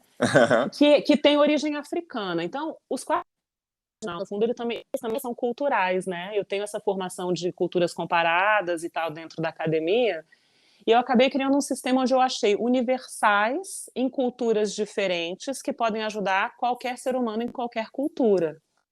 Pô, absolutamente diferentes, né? Porque você pega coisa da Ásia, da África, da América, praticamente, ou seja... o planeta. Isso, exatamente. Da Europa, o pensamento ocidental. Exatamente. O cardinal tem esses 4 pilares culturais e ele busca ser um sistema universal, que é interessante você falar também disso, do cardinal, né? Perguntar sobre o cardinal, porque ele tem muita teoria por trás, mas as práticas do cardinal são muito simples. Então, quando você perguntou, tem um exercício para você doar demais, né, para você equilibrar o dar e o receber, eu falei, tem o exercício da criança interior. São 10 minutos com pedras muito simples que você consegue se ajudar muito a curar a sua alma. Então, qual que é o objetivo do cardinal? São 4 pilares objetivos. Cura da alma, se for necessário, se a sua alma precisar ser curada. Expansão de consciência sempre, porque eu sempre falo, a gente nasceu por 2 motivos, para expandir a consciência e para ser feliz. Se você não está expandindo sua consciência, você não está cumprindo muito o que você para fazer quando você nasceu, né? Saquei. E se você não está feliz, a mesma coisa. E se você não está feliz, é a mesma coisa. Se a pessoa não é feliz, isso é um direito de nascimento de todos. Nós nascemos para sermos felizes e para expandirmos a consciência. Se tem alguma coisa que está travando isso na sua vida, vamos desbloquear. O cardinal é para isso, é para tirar bloqueios da sua vida, para você expandir sua consciência e ser feliz, entendeu? Entendi. E aí você abre espaço para eu te perguntar uma coisa que eu tenho super curiosidade de saber, de saber mais. Numa live recente sua, você falou e explicou detalhadamente, em quase 1 hora. Você fez essa live até nos seus canais. Você tem um canal em inglês e um canal em português, né? Foi. E é impressionante, porque eu assisti as duas, uma ao vivo e uma gravada, e é como se fosse praticamente a mesma coisa. Você conseguiu passar a mesma ideia em ambas as lives. Impressionante. Legal. Você fala nessas lives recentes quais são as 4 forças internas que demonstram que a gente está num bom caminho em nossas vidas, né? Então eu queria que você falasse, obviamente a gente não tem muito tempo, mas dá para a gente desenvolver sim. Quais são essas 4 forças? E antes de você me responder, eu quero já pedir para você, nosso ouvinte que está ouvindo a gente agora, que identifique qual dessas forças que a Paula vai falar é a mais difícil, ou seria a mais difícil para você conseguir ter dentro de você, para você desenvolver dentro de você. E depois as respostas de vocês eu mando para a Paula. Combinado? Então é o seguinte, Paula, quais são as tais 4 forças internas que nos permitem sermos mais felizes? Nossa, adorei a sua pergunta, saber que você viu as lives, fiquei muito feliz de saber o que o pessoal tem para dizer, né? Sim, porque sim. Eu já tive muito feedback do pessoal que me segue, mas aí para saber o feedback do pessoal que está com você vai ser muito legal para gente ver se é o mesmo ou não. E eu vou falar porque das é 4 aqui. outro universo. Beleza. Sim. Legal. Né? E aí eu também queria te agradecer, fazer só um parênteses, que eu tô achando tão bom que você me chama de Paula, porque meu nome escreve com O, até para as pessoas quando forem me procurar, parece que é Paola, né? Que o meu nome é italiano, mas a pronúncia é Paula, e você está falando bem certinho. Não é Paola, gente, é Paula que escreve com O. É porque eu tenho 2 ou 3 amigas, não, eu entendo, e que se chamam Paola. Só que aí a gente tem que perguntar, porque eu pergunto para uma delas, você prefere como? Ela, Paola. Beleza. A pessoa tá dona do nome, ela escolhe. E você, Paula?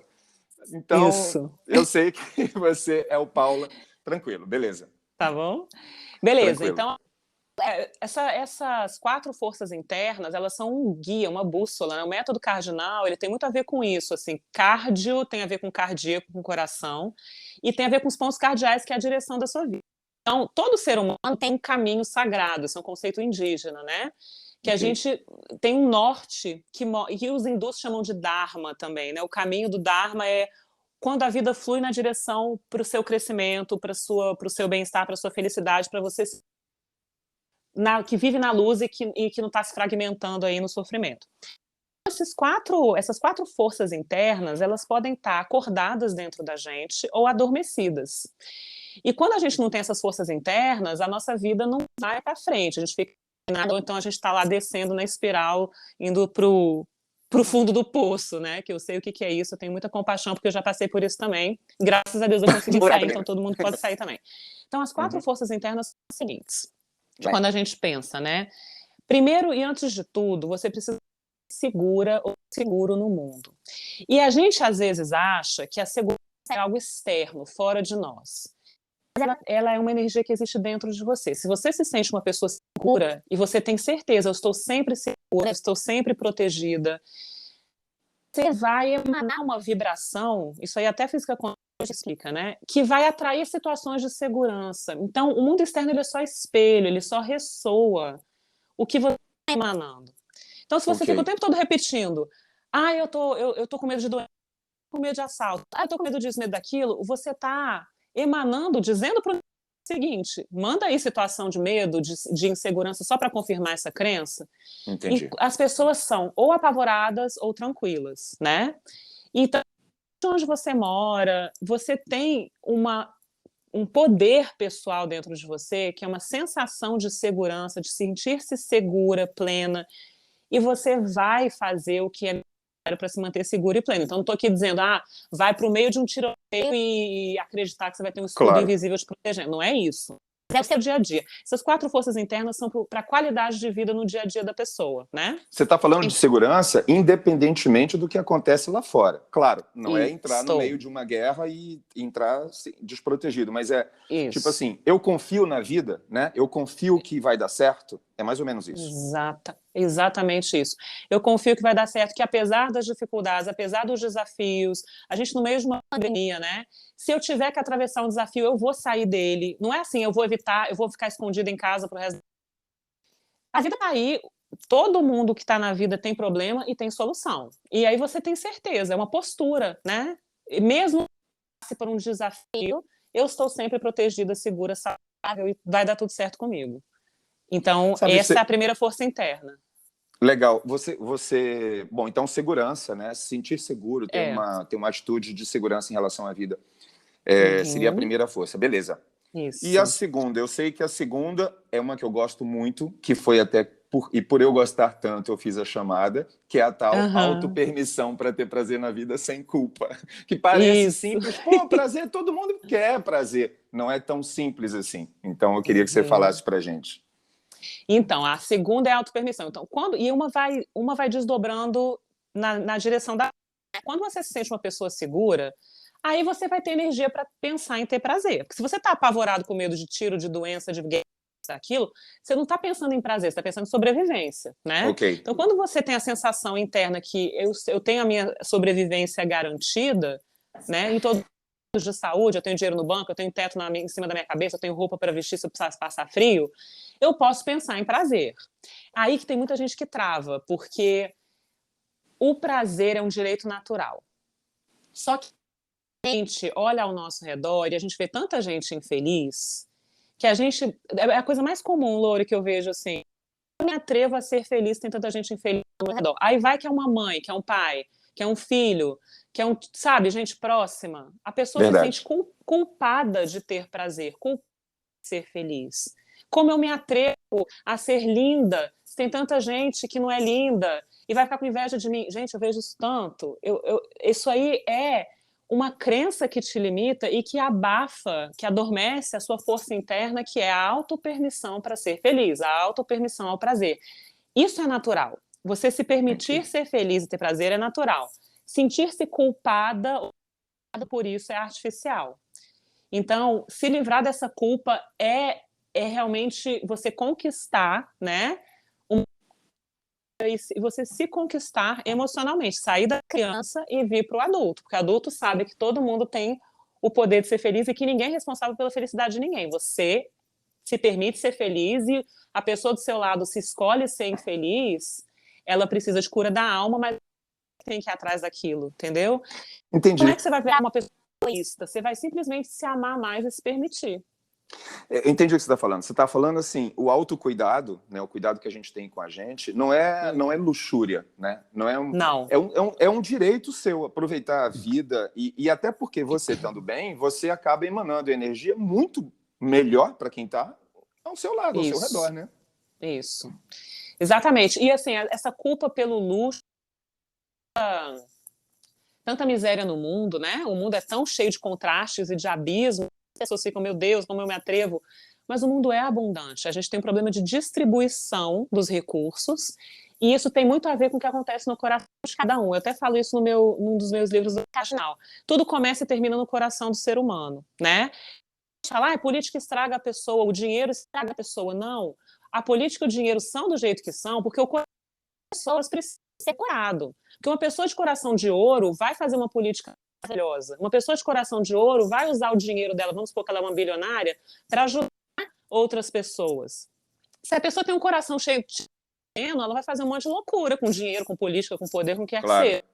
Então, a questão da autopermissão tem todas essas forças internas, né? Tem muito a ver com você cuidar do seu mundo interno, e se cada ser humano fizer isso é uma sabedoria hindu também. Se você, cada um cuidar do seu coração, o resto é consequência. O resto é desdobramento. Se tem paz na nação da pessoa, tem paz na família, na comunidade, na nação e no planeta, entendeu? É nisso que eu acredito, pelo menos. A sua frase é muito legal. Você fala assim: se você não se dá permissão, você está regando a planta da culpa dentro de você. Que é uma imagem, Isso. né? Mas que se a gente colocar essa imagem na cabeça, a gente vê a plantinha murchinha Isso, ou crescendo, exatamente. né? Ou florescendo, né? É, exatamente. Então, a autopermissão é natural. A autopermissão ao prazer é uma vida feliz é o curso natural da vida, né? Por isso que o método cardinal é método cardinal de autoconhecimento e conexão com a vida. Quem está na culpa não está conectado com a vida, está no mundo mental paralelo e não está ser feliz, né? Entendi. Beleza. É. Vamos para o terceiro ponto? Então, aí uma vez que você se permite ser minimamente feliz, isso aí não é assim, de repente eu sou 100% na autopermissão. Isso aí é gradativo. As pessoas têm Claro, não é graus um check, diferentes. né? Check, check, check, check. 3 Não é, dias, beleza. exatamente, não é robô, né? E não é assim, ai, agora eu sou perfeita. Não é isso, não. É orgânico, nossa, é meio caótico e assim, por isso que é legal. Mas o terceiro, quando você tem autopermissão suficiente ao prazer, né? A felicidade, a alegria de viver, você tem autoestima. Autoestima é um dos atributos, é uma das facetas do nosso poder pessoal. E autoestima, eu sempre falo, gente, a definição que eu consegui elaborar de autoestima dentro do método cardinal é que você não é ninguém. Então, é diferente de você ser super maravilhosa, não ter um fio de cabelo fora do lugar, tem maior corpão, não sei o quê, para mostrar para o outro. Se o outro é a sua referência, se você quer ser validado ou validado pela sua beleza, você está botando o poder na mão do outro. Sim. Não, seu poder pessoal e o outro vai te validar ou não. Isso não é autoestima. Autoestima é você ser você e estar feliz com quem você é. Você não tem que agradar ninguém, você não tem que encaixar em padrão nenhum, sabe? Você Ao tá mesmo bem tempo, a com gente não quem pode. você é. Desculpa, Paula, eu te interrompi, mas é importante uma coisa que você diz também: a gente não confundir autoestima com egoísmo, né? Em ser Sim, isso é muito autocentrado demais. importante. É. E também não é assim, é muito legal que você falou isso. Não é ser egoísta. Tá em paz. Quando você está em paz, o egoísta está comparando com o outro, se você for perceber. Eu sou melhor que você, Ok, eu sou mais importante que você. Ele está na comparação, né? A ok. autoestima, ela é leve porque você respeita o outro no que ele é, no que ele acha ou deixa de achar. Você não está ignorando o que o outro acha ou deixa de achar, mas você não se afeta pela opinião alheia, sabe? E Entendo. você está sendo fiel à sua verdade e você está se permitindo ser feliz na vida. Você tá com foco na sua luz, né? Você não está em competição com ninguém, você não está querendo ser validada por ninguém. E ela é também, eu acho a autoestima muito saudável, porque, de novo, essa coisa de você não ter que provar nada para o outro e você ter uma clareza, de novo, das escolhas que cada pessoa faz. Então, eu não estou dizendo que a autoestima também é autoindulgência. Ah, então, se eu tô deixou comer 3 latas de brigadeiro e 400 hambúrgueres e aí você está abrindo mão da sua saúde, entendeu? Aí a sua segurança, a gente volta lá para o primeiro, né? Segurança Sim, de estar bem, você não pode sabotar isso. Parte disso tem a ver com você cuidar direitinho do seu corpo. Não precisa ser bitolada ou bitolado com imagem e aparência, né? A autoestima está numa outra forma de o mundo, que é você estar no mundo de forma autêntica, sem ter que provar nada para ninguém, mas tocando sem fugir, nem nada disso, sem precisar de. Não, você tem para oferecer. Lembra das trocas que a gente falou, equilibradas no dar e receber, né? sim, Então, sim, a sim. autoestima é você se colocar no mundo, oferecer o que você tem para oferecer, e quem quiser engajar numa relação com você. E quem não quiser, tá tudo bem também. Tem muita gente que fica apavorada. Ai, meu Deus, 1/3 das pessoas me ama, 1/3 me odeia, 1/3 é indiferente. A vida é assim. Nem todo mundo vai te amar, nem todo mundo vai te odiar, a maioria vai ser indiferente. Sim. É tribo, né? Quando você se compara com alguém, você sempre vai se sentir acima ou abaixo, né? E isso sempre vai incomodar, Isso. né? Sim, e aí sai dessa malha neurótica da comparação quando você tem autoestima. Você fala, nem sou melhor, nem sou pior, eu sou eu, olha que maravilha. E É fulano muito é bom. ela, olha que maravilha. Cara, isso Né? é o Nirvana. Olha, essa coisa da autoestima, tem um vídeo meu no YouTube que é sobre uma pedra que chama citrino, que é uma pedra Ok. amarela. E aí eu falo assim, olha, tem 3 práticas para você desenvolver autoestima, porque no método cardinal a pedra da autoestima é o citrino. Espera só um pouquinho. Dei uma tossidinha aqui, Loure. Imagina, problema zero. Tá. Então, peraí, deixa eu beber uma aguinha. Nesse vídeo do YouTube, eu ensino 3 práticas para a pessoa desenvolver autoestima. O que eu fazia desde criança, que era uma brincadeira, é olhar no espelho e falar: eu sou uma maravilha, eu sou uma maravilha, eu sou uma maravilha. E você todo ser humano é uma maravilha. Todo ser humano que está na luz é uma maravilha, sabe? A gente só precisa desenvolver esse potencial e ter certeza que você é uma maravilha, sim. E isso não é egoísmo, isso não é se achar, porque eu sou uma maravilha, você é uma maravilha, a pessoa que eu não conheço é uma maravilha quando ela está na luz dela, sabe? Essa coisa de autoestima é não se comparar. Você falou de uma forma muito clara aqui também. Agora, Paula, eu fico também pensando assim, a gente... Assim, se você passa na rua, não é, de um país tão diverso como o Brasil em relação à renda, por exemplo, vamos falar de dinheiro, de fome, de miséria, a velha realidade brasileira e do mundo todo, né? Porque a quantidade de pessoas que têm fome no mundo é uma coisa tão brutal, enfim. Verdade.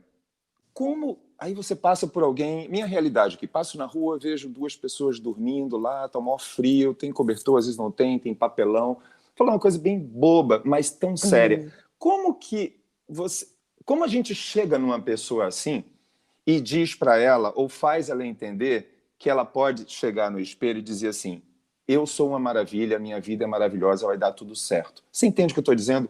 É uma coisa tão brutal.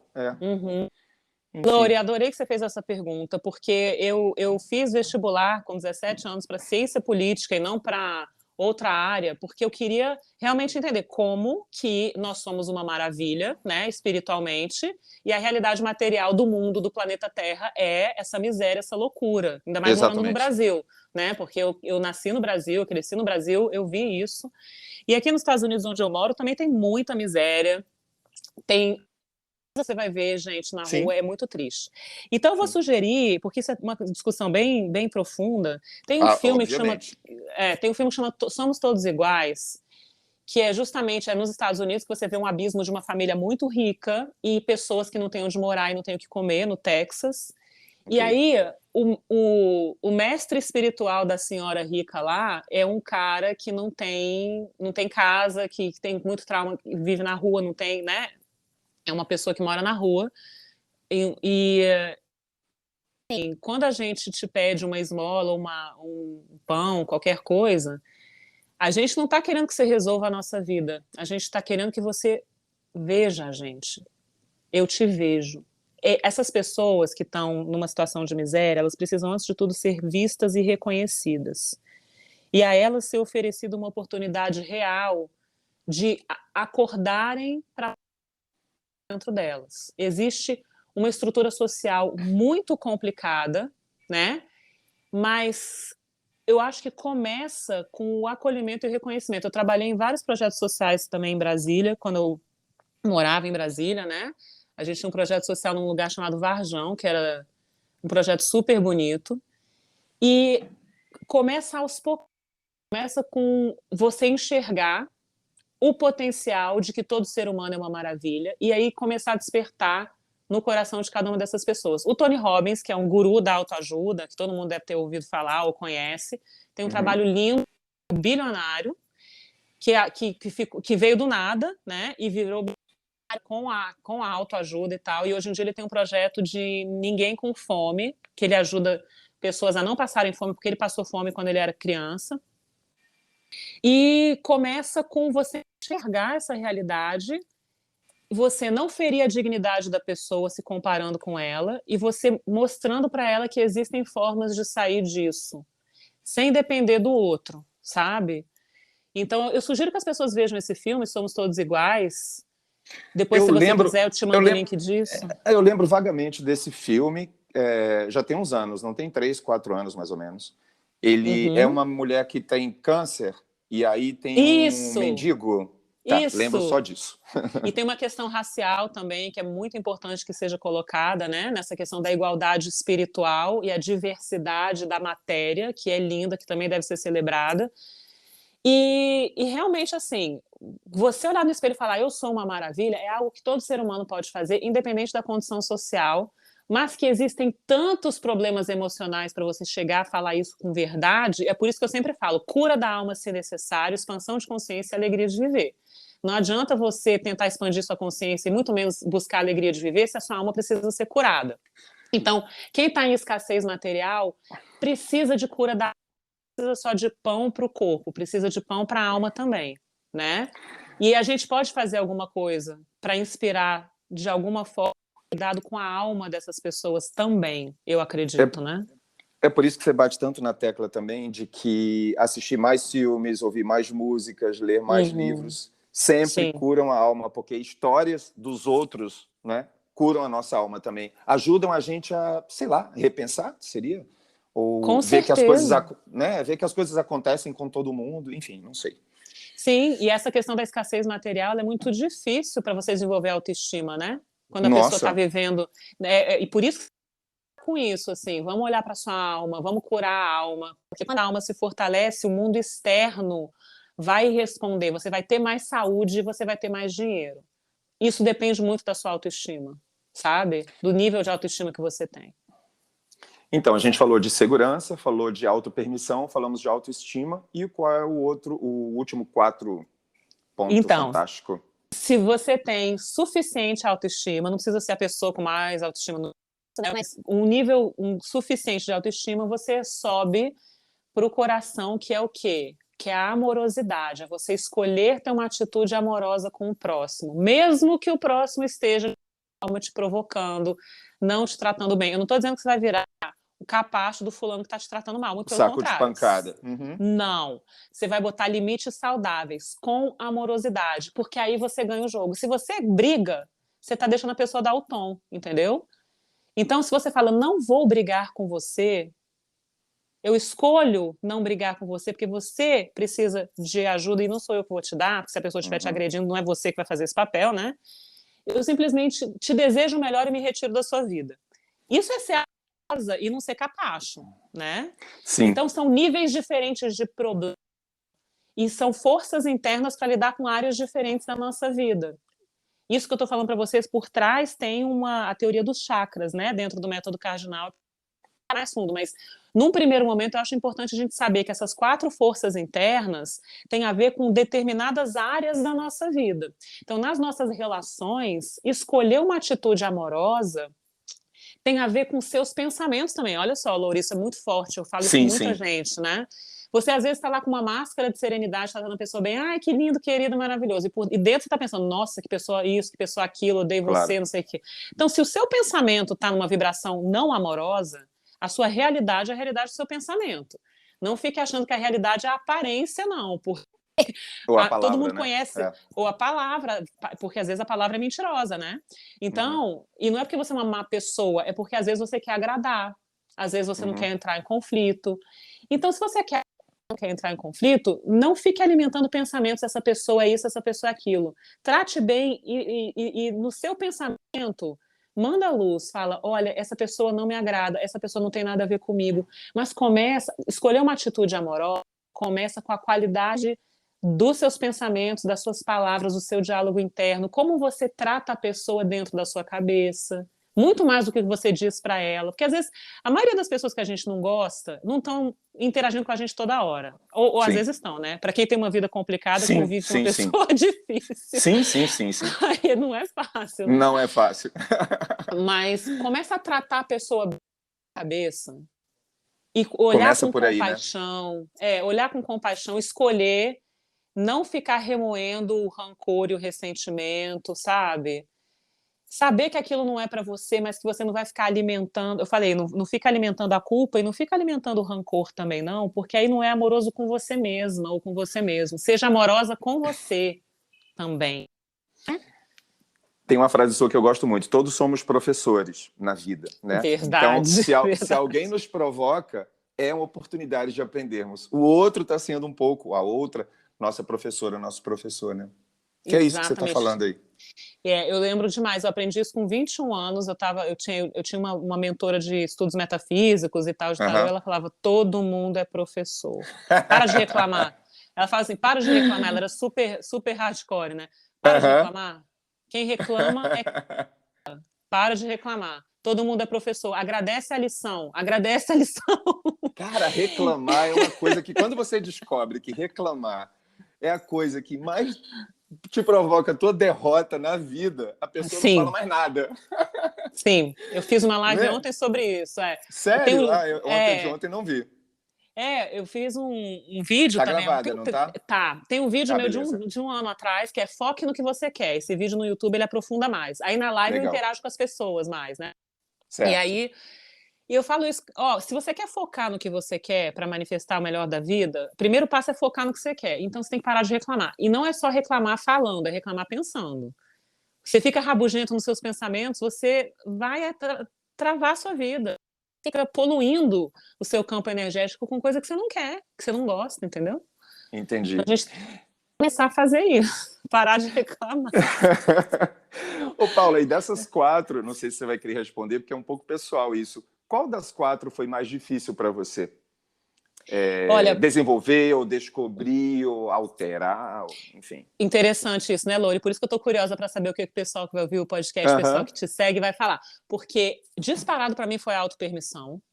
E foi disparado aqui o pessoal que me deu feedback falou nos comentários do YouTube, nos e-mails, nas mensagens, foi a autopermissão a uma vida feliz.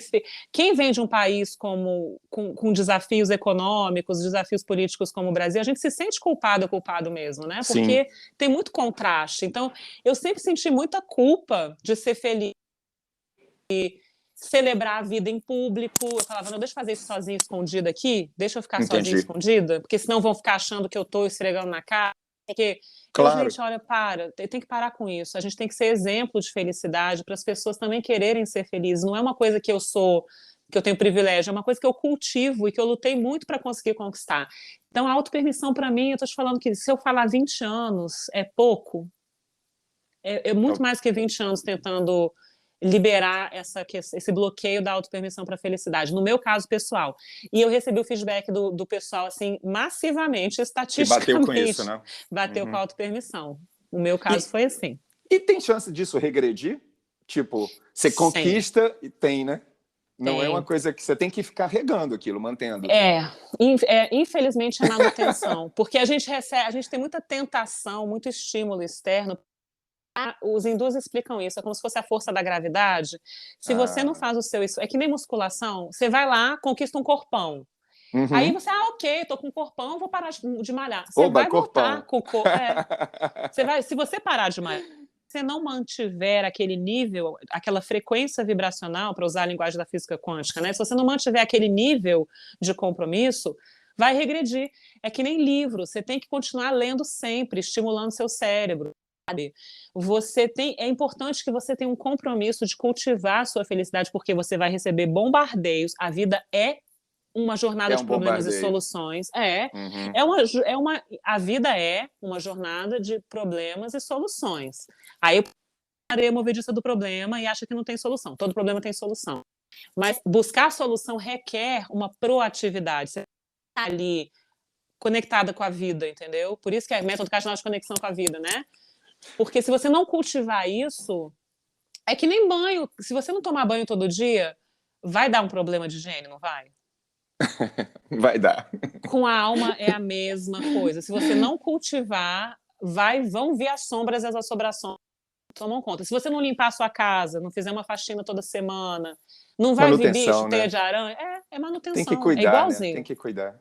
Isso. Eu falando de mim, assim, quer dizer, isso não interessa a ninguém, mas enfim, faz parte da nossa conversa. Pra interessa, mim, a segurança... porque as histórias curam É verdade, é verdade. Né? Interessa. Boa. Bom, para quem me conhece, né, para quem é meu amigo, minha amiga, vai dizer, é isso mesmo. Mas, enfim, segurança, Paula. Até hoje, me sentir seguro no mundo é certamente o meu maior desafio. Minha autoestima é relativamente boa, minha autopermissão é relativamente boa. Relativamente é bom, né? Agora, escolher ter atitudes amáveis, eu acho que eu sou meio campeão. Eu escolhi isso faz tempo, mas tem mais ou menos uns 20 anos. E eu acho que porque eu tenho 50 e tantos anos, então eu acho também que eu escolhi ter atitudes amáveis um pouco tarde. Mas a cada dia que passa, eu descubro por que eu não descobri isso antes. E melhor, ainda bem que eu escolhi. Né? Porque é uma coisa que muda tudo, cara. Quando você escolhe ser legal. Né? Não é ser idiota, ser bobo, ser tolo. É ser legal, ser gente boa. não é, enfim, é isso. É maravilhoso. Isso muda a vida mesmo, Lore. É uma atitude que eu acho que é o grande divisor de águas, no fundo, porque a segurança, a autopermissão e a autoestima é uma fundação, é uma raiz para a sua árvore começar a crescer, né? E aí a vida começa quando você sente amorosidade. Antes você está ali criando a estrutura da sua vida. A vida mesmo com amor, eu acredito, né? No coração. Sim. Mas a questão da segurança... Ah. A questão da segurança que você está falando, né, de sentir-se seguro no mundo, isso aí. Bom, qual que é o oposto de segurança? É medo, né?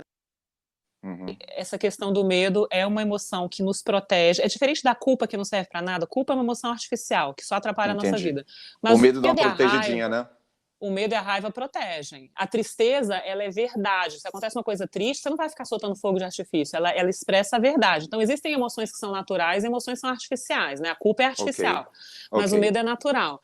Então, assim, tendo motivo para ter medo, beleza, a gente precisa ter cautela. Agora, a questão da segurança, eu acho que o desafio de quem tem essa questão, no seu caso, é, apesar da circunstância, eu sei que eu estou protegido, eu sei que eu estou seguro. Isso aí você vai se hipnotizar com essa afirmação. Eu sugiro, né? Se você quiser, isso é uma sugestão.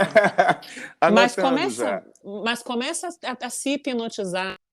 O seu inconsciente, ele ouve muito a sua voz. O que você fala para o seu inconsciente, ele vai assumir como verdade. E aí, na hora que você começa a acreditar que, apesar das circunstâncias, eu estou sempre protegido e seguro, você vai começar a emanar energeticamente essa segurança, e você vai ver que você vai ficar imune, começar a se sentir mais seguro e imune a situações de problema, entendeu? Vai sentindo aí, isso é uma sugestão para você, já que você compartilhou. Sim, já tive a mini aula aqui, a orientação ao vivo, não ao vivo, mas enfim, para todo mundo ver, legal. Paula, tem tanta coisa para te perguntar, mas se não fica grande demais, eu não sei se vocês ouvintes gostaram, mas eu adorei, estou adorando.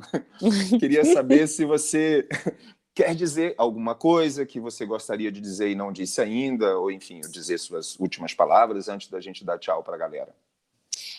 Loura, eu só quero agradecer, eu quero deixar, assim, a gente encerrar com essa energia da gratidão, né, de ter pessoas que se interessam por esse assunto, de ter uma pessoa como você que está trazendo isso para o mundo, e de poder falar sobre isso com ouvidos que querem ouvir, que estão dispostos a se com o melhor da vida, né? Que essa que é a mensagem do Cardinal. No fundo, no final das contas, é buscar a alegria de viver. Quero te agradecer de coração, estou muito feliz. Nossa, eu que agradeço. E, bom, quem quiser te achar, Paula Ranova, se escreve Paola, tem Facebook, tem no YouTube, tem no Instagram, é super fácil te achar, certo? Oi? Me ouviu? Ah, beleza, é porque caiu aqui rapidinho. Paula, muito obrigado por nos fazer se sentir melhor, né? Ouvir um pouco do teu conhecimento com esse baita carisma que você tem. Não tem como não fazer bem, cara. Não tem. Muito obrigado. Muita gratidão, beijo enorme para você e para todo mundo que está ouvindo. Tudo de bom sempre, gente. Muitos beijos e muita alegria. Gente, é isso aí. Muito obrigado, Paula. Muito obrigado a você que se ouviu esse papo da gente até agora. É porque gostou, né? É quase impossível, né, gente, não continuar ouvindo as palavras da Paula chegando em nossos ouvidos, falando sobre segurança, autoestima, autopermissão, sem que isso nos faça um bem muito grande. Muito obrigado mesmo. Até a próxima, pessoal. Tchau, Paula. Tchau, um beijo. Um beijo grande. Até breve.